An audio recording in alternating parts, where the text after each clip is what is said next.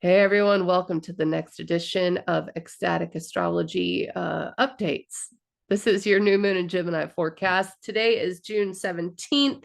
The new moon is exact at 11:37 p.m. Central US time, which is where I'm doing all of my astrology from. So just for your location. It is a new moon at 26 degrees of Gemini, and it is almost exactly square to Neptune in Pisces. Neptune is at 27 degrees of Pisces, and it's actually at 27 degrees, 38 minutes. The new moon is 26 degrees, 43 minutes.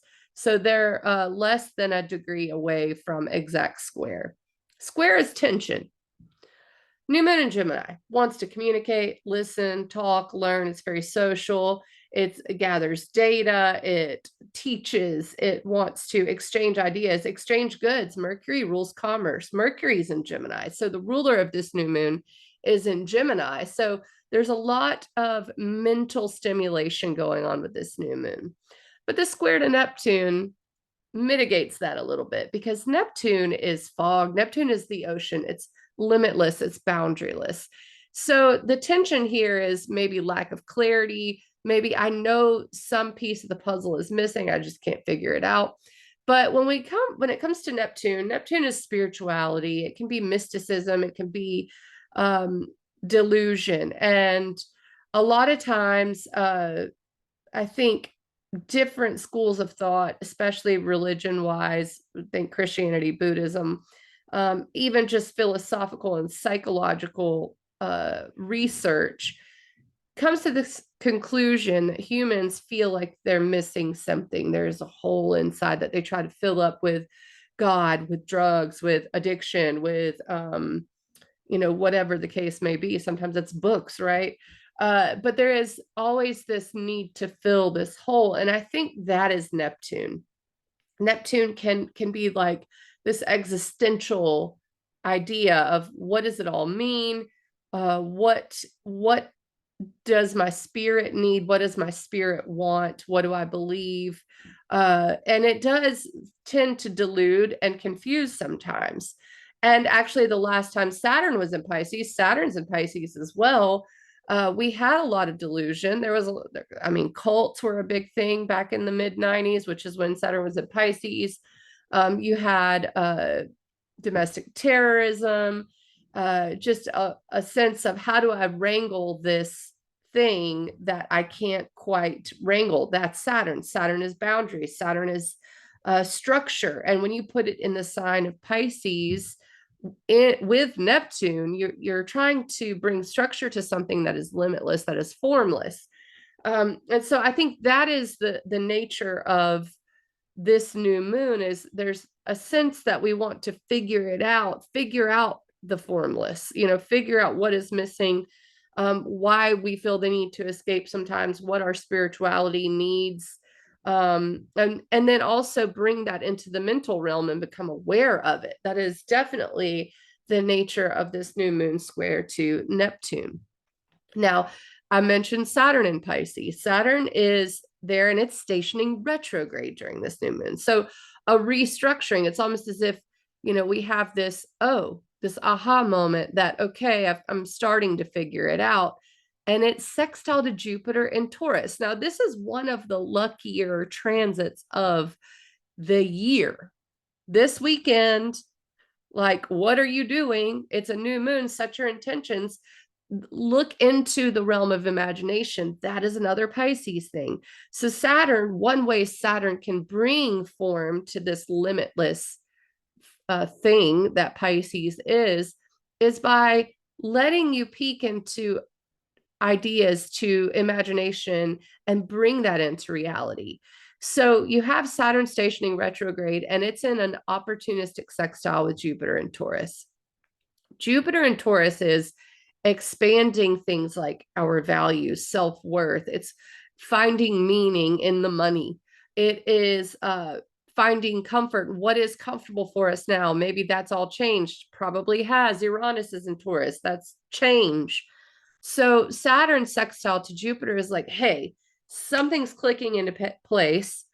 I know exactly what it is that I want, what it is that I value. And I know I need to restructure some things to maybe bring form to it. So that is very opportunistic. That continues through till Monday. So this is something during this new moon that you can absolutely take advantage of. And then at the same time, Mercury is in Gemini, sextile to Venus, another quintessentially good luck planet. Venus is at 11 degrees of Leo. Mercury will be at 11 degrees of Gemini during this new moon. They're not exactly sextile. It's kind of a little past it. It's happening now as I'm recording this. Mercury in Gemini is about figuring things out, gathering data, communicating, moving about, being social, exchanging ideas. Venus in Leo is creativity, it's love, it's joy.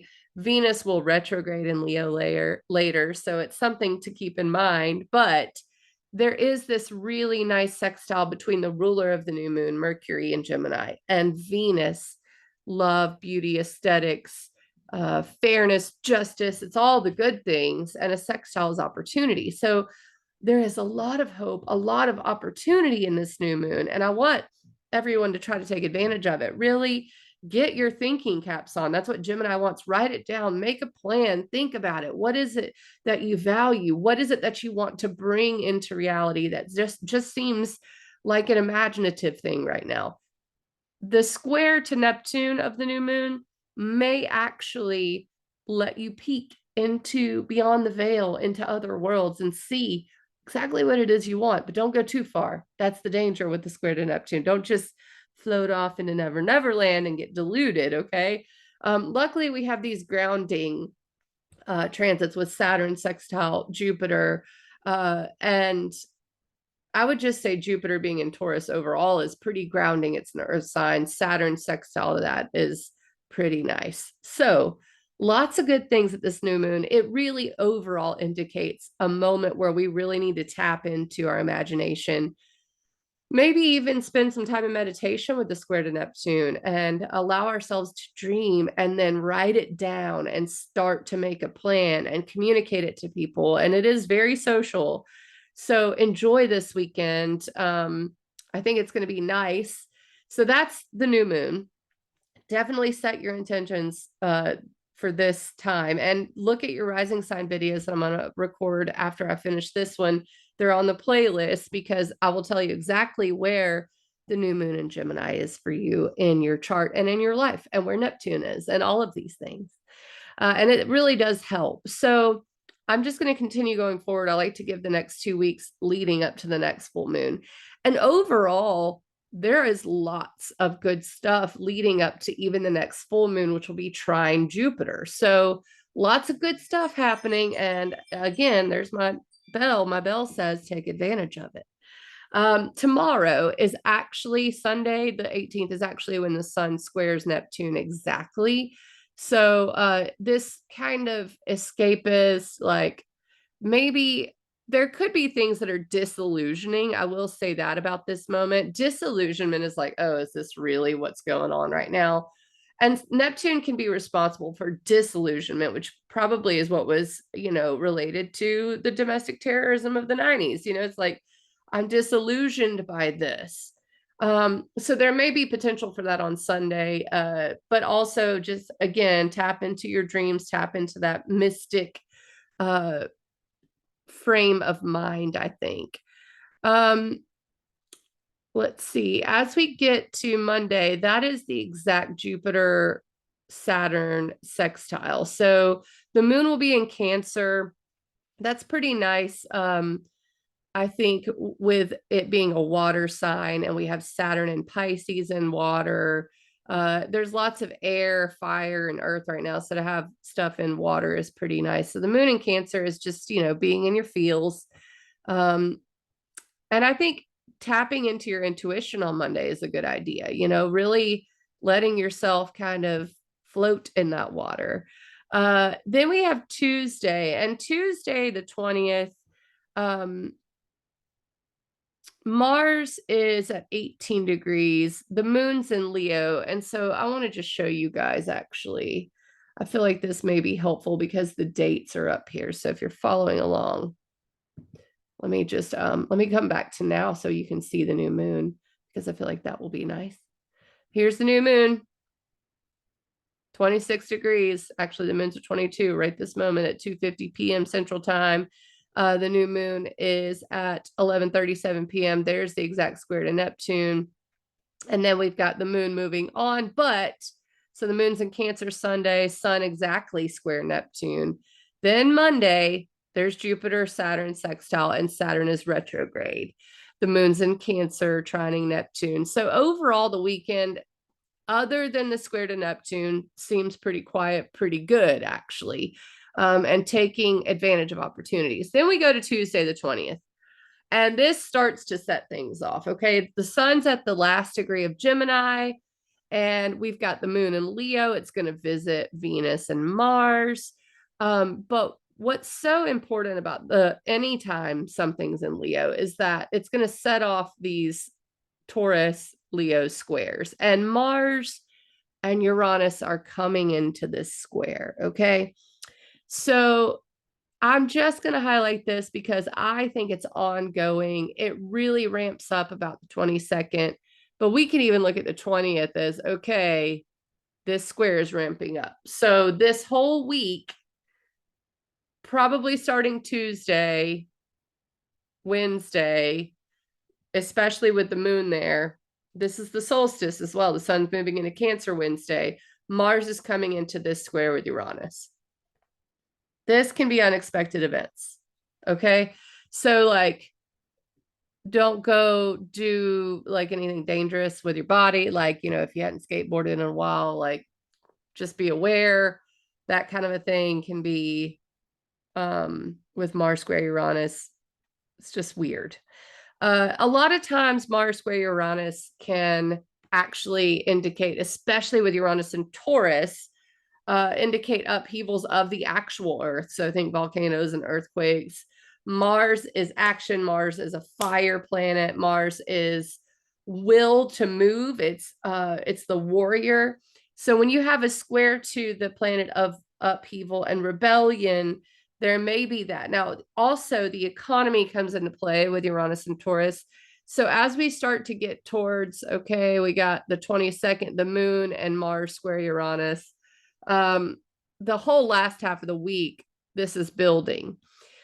You still at least have Jupiter and Saturn sextile by sign, by degree, actually. So, I mean, that is still hanging around and helping us out, but it starts to separate Friday the 23rd. That's where we get Mars really close to exactly square to Uranus. Now, is it scary? It can be. I mean, probably not, though. Generally speaking, when you have these transits that kind of ooga booga, people go, ooh, this is going to be scary. It may just be something that like you stub your toe, or someone at the gas station says something to you don't like that causes you, your whole day to be like, ah. But the potential's there. The potential, though, for breaking free is also there. So I would just watch people's temper. There could be conflagrations, people just all of a sudden blowing their top. If a volcano can do it, then so can people. That's kind of what I'm getting at here. And also on Friday the 23rd, the moon opposes Saturn. Again, something that's not totally great. Moon opposite Saturn. It's brief. I mean, it lasts like an hour or two, and it's like the evening time, but it still can be like, ugh, Friday night may be a little hard. Then you have Saturday, moon in Virgo, opposite Neptune.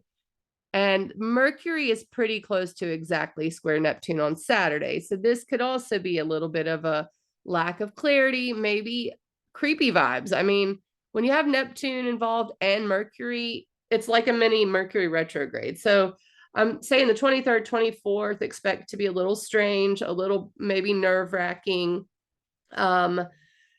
Definitely has potential to be that, especially with Mars still square Uranus. There's a reason I have that still highlighted. It's still square Uranus. It's not even reached its exact square by this time. Okay, the exact square, Sunday the 25th. watch the news. I don't know what to tell you. I mean, I don't do predictive astrology. I don't say this is going to happen in this place right now because free will. So, I still think there's room for a God or a universal, whatever you want to call it, to be doing something. So I don't do predictive astrology. I just say this is a moment that could be upheaval, could also be freeing. And likely, if you're the one blowing your top, you're freeing yourself from something. Now, Mars is in Leo, which is our inner child. It's fun, it's joy. And so sometimes people go over the top, like just wanting to go out and have fun during this time. Venus is pretty close. So spending extra money is definitely a possibility during this time. So just be aware that, things are a little shaky these days. Sunday, the 25th. Okay. So then the moon's in Libra during this time. Mars is still square Uranus going into Monday, the 26th. Moon's in Libra. And then the 27th, you have Mars separating from that square. Okay. But you know what's right behind it? Venus. That's right. Venus is coming into square Uranus as well. So we're going to look at the 28th. And even though Venus is pretty close to being square Uranus, I mean, this moment is going to be interesting. I think look for opportunities out of left field, because here you have the sun is sextile to Jupiter, opportunity. The sun is trine Saturn, opportunity and support. And then Mercury is pretty close to all this. It's going to be a cazimi. The moon is here in a water sign making this trine. So Wednesday the 28th has potential for really great things. Again, very good synastry, very good transits going on, supportive. They are between water and earth. So our emotions, our soul, our self-care, the way we feel is working really well with our comfort, with our values, with abundance, with all of these things Jupiter and Taurus is bringing, self-worth. It feels really good. Maybe it's related to blowing your top on Sunday, right? It's like, I freed myself from that situation. Now things are clicking into place. This is a kite pattern. So that's why I'm showing you this Wednesday, June 28th, very opportunistic time. Now, the 29th, same, pretty much the same. Okay, we still have the sun sextile Jupiter, still pretty close to trine Saturn. And then we've got the cazimi June 30th. So it's a Mercury cazimi that's called an audience with the king. Oh, I love it. I love it. There's a message. There's a message here. And it's still sextile to Jupiter. In fact, it's almost exactly sextile to Jupiter Friday, June 30th. Why am I excited? It's my album release party. That's right. If you live in Birmingham, Alabama, I chose this date to have the album release, because this is a really wonderful, wonderful moment. Now, caveat, Venus square Uranus. Okay. Squares can be tough. Squares can be tension. Uranus is really trying to break free. It's like, I'm breaking free from all of my shackles in the Taurus area. Venus and Leo is like, yeah, but what about, fun and joy and your creativity? Doesn't that matter? So there is some tension between, like maybe I'm investing my money here, but I want to buy a yacht. And, those two things, wouldn't that be nice? Those two things don't exactly jive. There is just a little bit of tension, but this also has the opportunity to change something with relationships, love, and money. Okay. So there is this tense square to Uranus, but there's this really great Mercury cazimi, sextile Jupiter, opportunity, trine Saturn, opportunity, really great. It's interesting, isn't it? I find it interesting too that there is a yod, and I just saw this. A yod is known as the finger of God, and it's pointing to the moon in Sagittarius. This would be a brief yod, and this would be more into Saturday the 1st. Yeah, it looks like the yod is exact at 1:37 a.m. But the yod points to this thing that maybe is a piece of the puzzle to the opportunity here between Cancer and Taurus. And that's Sagittarius. That's belief, meaning, truth, adventure, an open mind, philosophy. It's about meaning. And I think that that's really, really cool. So it's a brief yod there. All right. So the exact square to Venus to Uranus is Sunday, July 2nd. And again, watch the news. I mean, this has potential for economic things, money things, relationship things. People want to break free. People want to change. People may be changing their hair color. Leo's very much about how you present yourself, both creatively and physically. So there are a lot of people making changes around this. So if it's interesting because sometimes other people can represent the Uranus square to you, and sometimes you represent it to other people. And so you will see this people will see it reflected in you, you'll see it reflected in others. And that is, the potential to have to get comfortable with someone else's change, right? Other people are going through these changes, these upheavals, these freedom moments.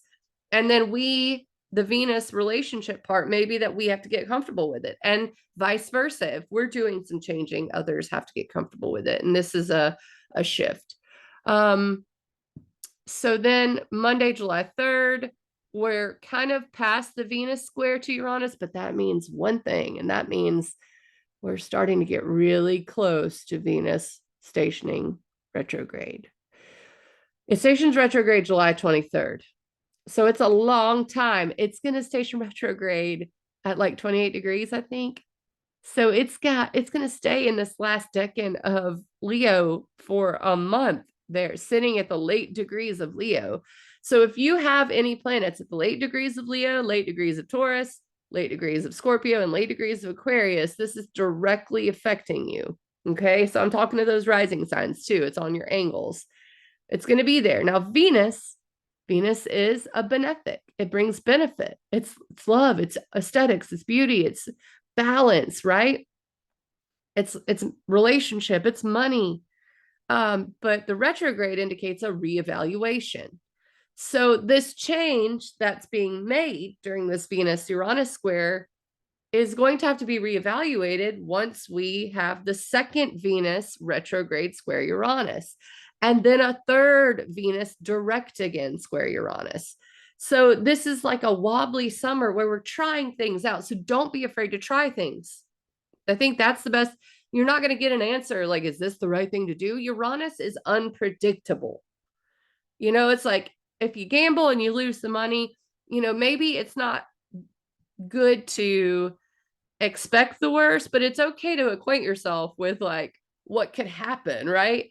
Because there may be a reevaluation. It could also be you win the gambling, right? So it's not set in stone that a retrograde in a square is going to be bad. It actually indicates the changes that we have to make in our life to make ourselves feel good and happy and centered. And that's what this change will be. And you're going to dance with it all summer. Okay. So that brings us to the full moon. As you can see, the sun and the moon are opposite. It's going to be trine Jupiter. This is going to be a very interesting and I think really great full moon, July 3rd, but I'll talk about that later. How about that? All right, guys. So this is the phase of the moon to plant your seeds, to dream, to imagine, to do all the big things, the limitless possibilities. There may be changes coming up. There may be reevaluations coming up, but right now, just see what sticks to the wall. All right, go check out your rising sign videos, like, share, subscribe, all that stuff. I will see you guys around the 4th of July for the full moon in Capricorn trine Jupiter. See you then.